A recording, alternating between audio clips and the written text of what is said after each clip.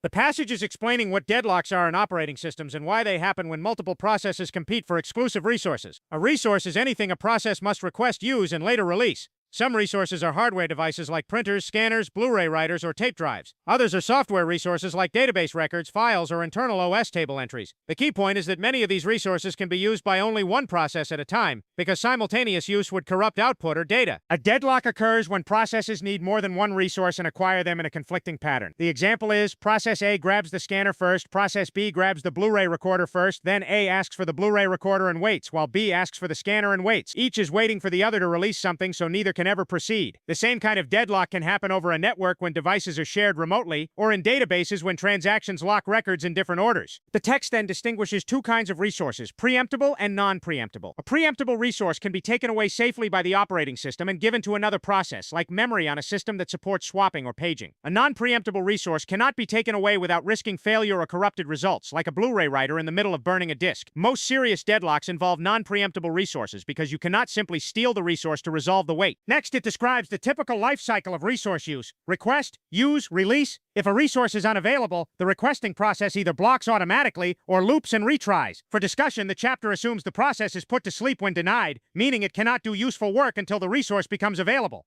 The chapter shows how programs often manage resource acquisition using semaphores or mutexes. Each resource has a lock initialized to 1. To acquire the resource, a process does a down operation lock, then uses it, then does an up operation unlock to release it. The problem appears when a process needs multiple resources. It locks them sequentially. If different processes lock the same set of resources in different orders, a deadlock can occur. That's the big coding lesson in the figures. If process A locks resource 1, then resource 2, and process B also locks resource 1, then resource 2, the system is deadlock-free. One process may wait, but eventually it proceeds. But if process B locks resource 2, then resource 1, while A locks resource 1, then resource 2, you can get the classic cycle. A holds 1 waiting for 2, B holds 2 waiting for 1, and both wait forever. A tiny change in lock ordering can be the difference between correct code and a rare, hard-to-reproduce failure. Then the text gives a formal definition. A set of processes is deadlocked if each process is waiting for an event that only another process in the same set can cause. Usually that event is release a resource I need. Since none of the deadlocked processes can run, none can release anything, so the system stays stuck indefinitely. This is called a resource deadlock, and it is the most common type discussed.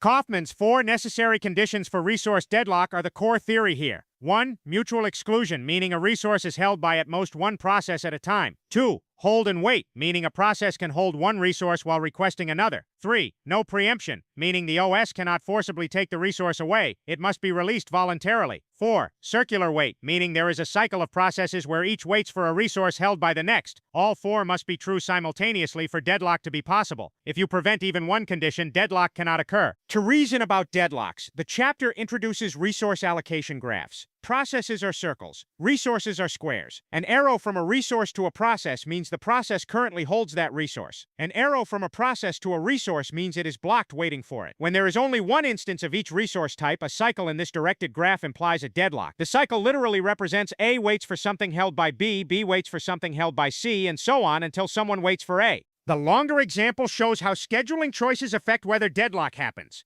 The OS can interleave processes in many ways. One interleaving of requests creates a cycle in deadlock, but a different interleaving avoids it. This sets up the later idea of deadlock avoidance. An OS can sometimes refuse to grant a request immediately, or delay scheduling a process to prevent the system from entering a state where a future deadlock becomes inevitable. Finally, it lists 4 broad strategies for dealing with deadlocks. 1 is to ignore them entirely, the ostrich algorithm, which is common when deadlocks are extremely rare and prevention would cost too much performance or complexity. 2 is detection and recovery. Let deadlocks happen. Detect cycles, then recover by killing or rolling back processes or freeing resources. 3 is dynamic avoidance. Carefully decide whether granting a resource request keeps the system in a safe state. 4 is prevention. Design the system to structurally break one of Kaufman's conditions, like enforcing a global lock ordering to eliminate circular wait.